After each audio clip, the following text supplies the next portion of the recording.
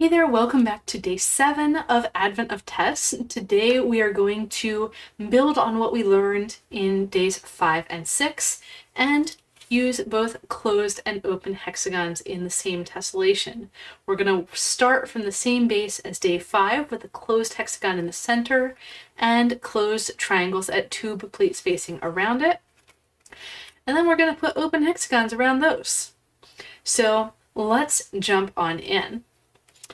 We're going to start with the closed hexagon, which means that our mountains are going exactly to the corners of our hexagon grid. I'm going to fold the entire pleat, pass it off to my left hand, and grab a new pleat, make sure my valley extends to the next mountain, and my mountain does not extend past the intersection of mountains.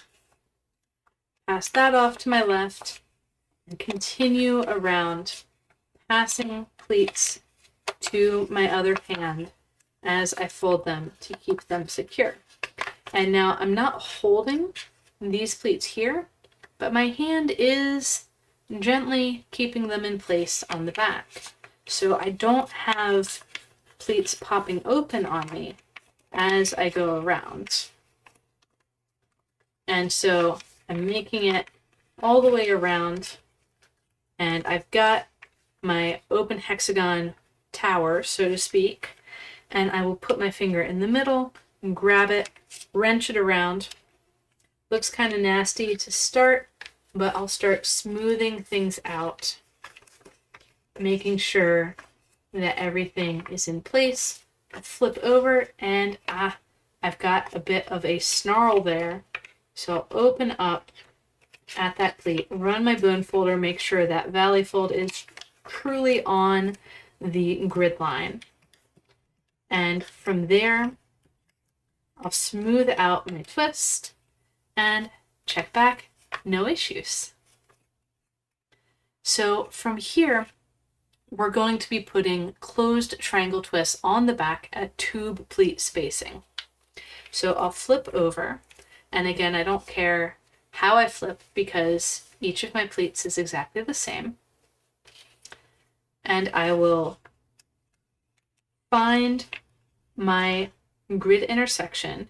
I can either recognize it as the tube or recognize it as my center is 2 spacings from the closed hexagon hole.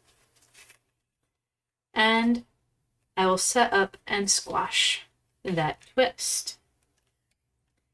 Next, I'll rotate around and get the next triangle, also a tube, grab that intersection, and squash. And we're going the same direction around as we have been to get these overlaps that are easy to open on the other side. So rotating around, I'll find my next closed triangle, and squash. With each triangle, I'm creating, or I should say each triangle after the first, I'm creating one new pleat overlap, with the exception of the final triangle, which will cause 2 pleat overlaps. Because it averages out to 1 pleat overlap per triangle because there is a pleat overlap between each pair of triangles, and each triangle is involved in 2 pairs.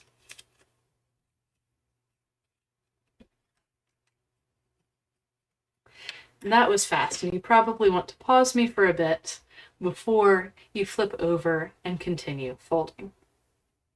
So, flipping over, what we did previously here was put in closed hexagons that were centered at these points where the 2 mountains intersect.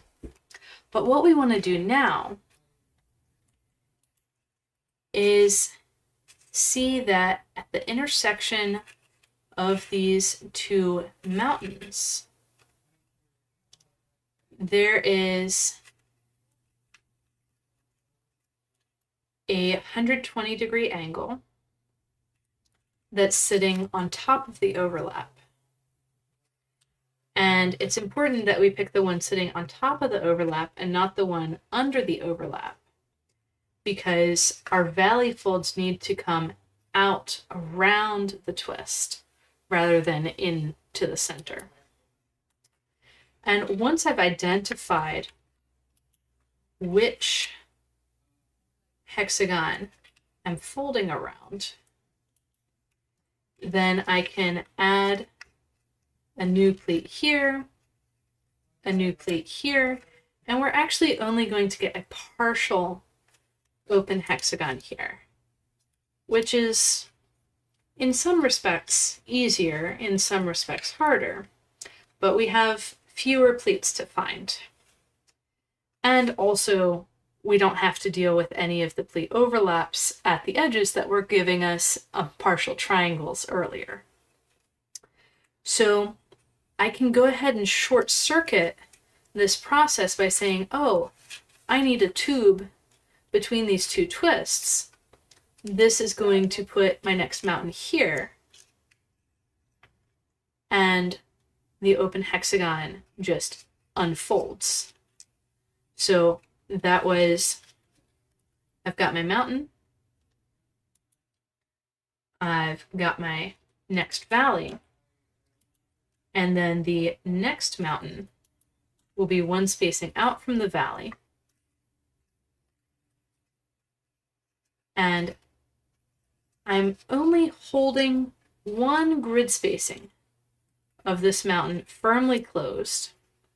Everything else goes into the open hexagon twist.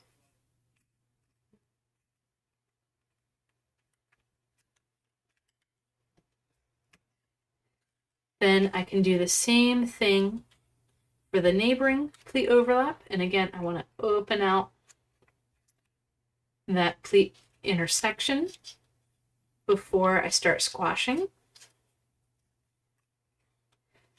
And one of the key things, especially when squashing on the edge, is that we want to make sure that not only our mountain folds are on grid lines, but our valley folds are as well.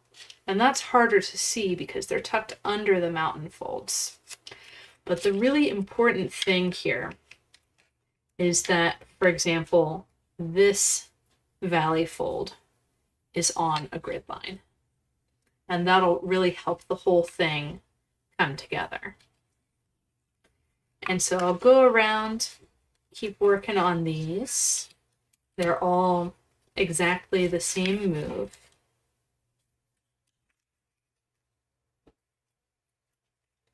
And sometimes it helps to do some things in the air, sometimes it helps to put it down on your surface. It just depends on how your paper is behaving, and to some extent how much experience you have squashing near the edge.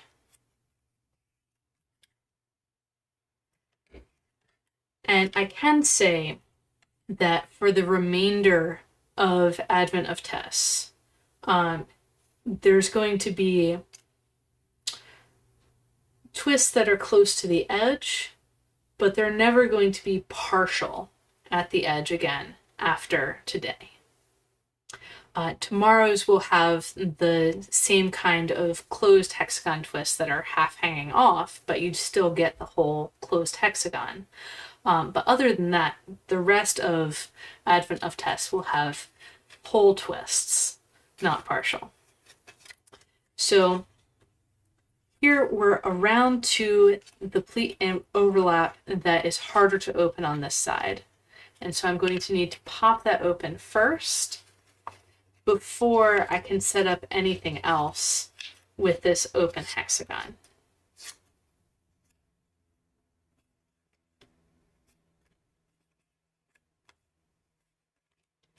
And once I have, there we are, tessellation finished.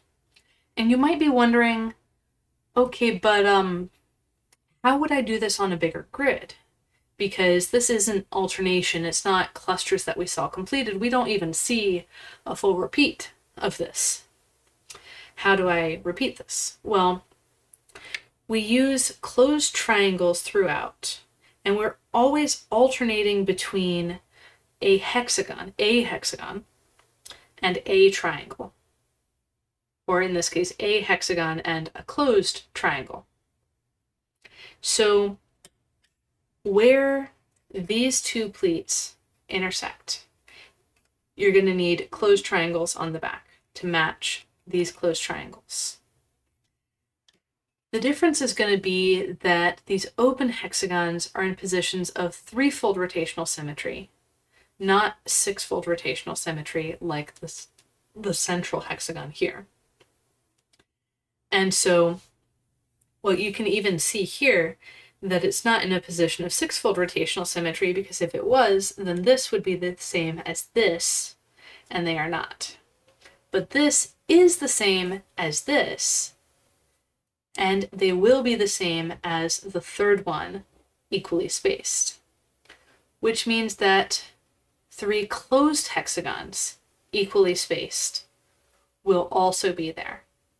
So once you have those triangles in place at the pleat overlaps, you can then use the information about the symmetries in these hexagons to go ahead and create the next parts of the tessellation.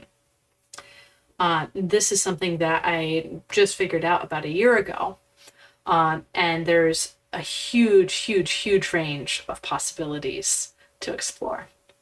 So happy folding, and I will see you tomorrow for day 8.